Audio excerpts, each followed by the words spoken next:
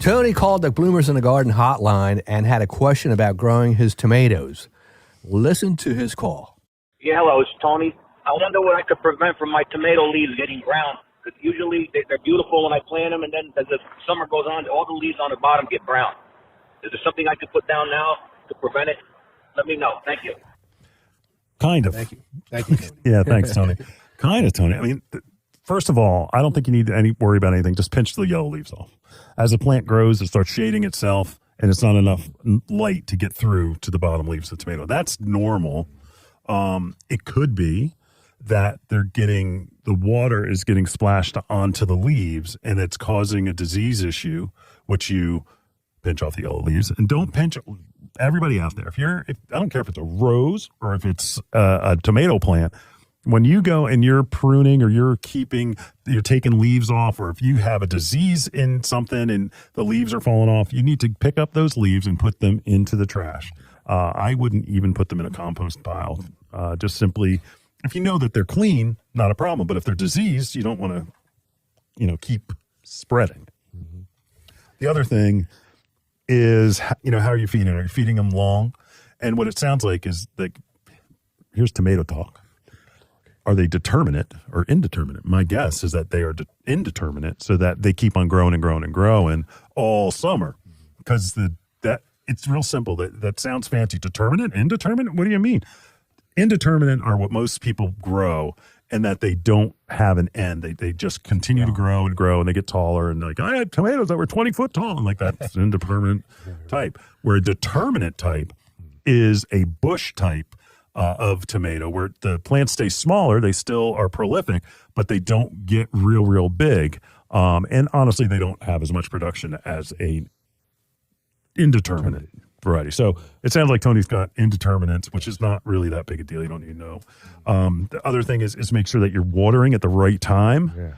Yeah. They like it dry, but water in the early morning, then let them, and water, what do we say at the top of the show? Water more one time, less often.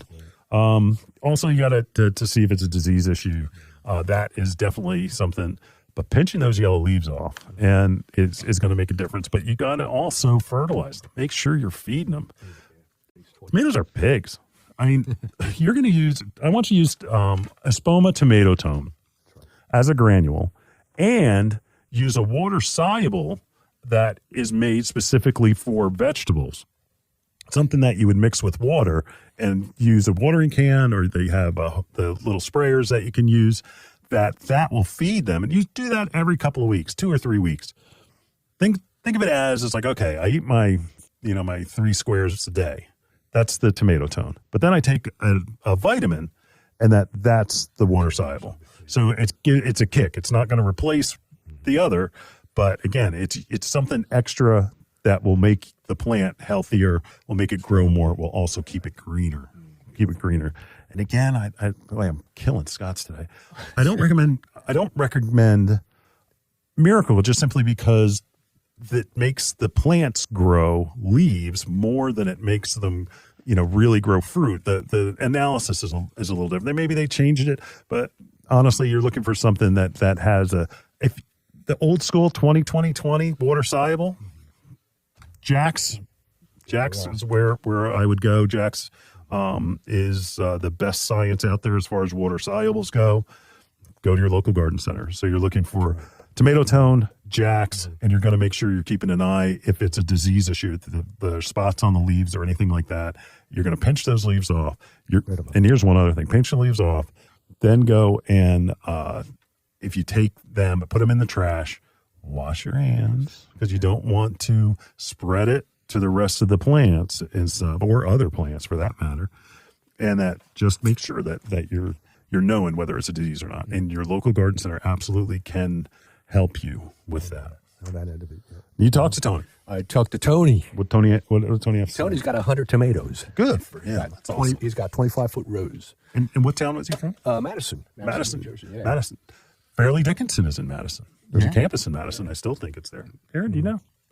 I don't know. Is Madison still there? Because I thought it was Ryder. No. In Madison. No. Madison was definitely Fairleigh Dickinson, because there was one in Rutherford. My brother was in Rutherford. I'm familiar with Rutherford. I don't know. Anyway, all right.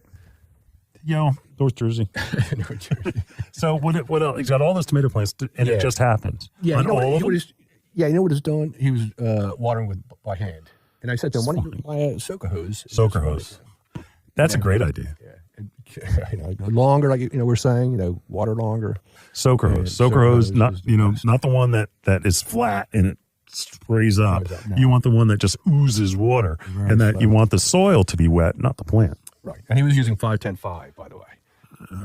That's very old school. Yeah. I would ask him to switch to a tomato tone because 5-10-5 is 5-10-5, 10-6-4, 10-10-10, 5-10, 10-10, 5. All of those are all chemical. It's all chemical. They don't have properties that are slow release. So Espoma is the science that Espoma is putting out there is great. Beautiful, yeah. He was going to wholesaler, and I said, no, you got to go to a garden center. It may make you feel cool if you go to the wholesaler, but, I honestly, if he's in Madison, Richfield's a little bit of a haul for him, but, Yeah, you can still go. Yeah, that's right. And that they're a farm, so they will understand. Yeah, they will.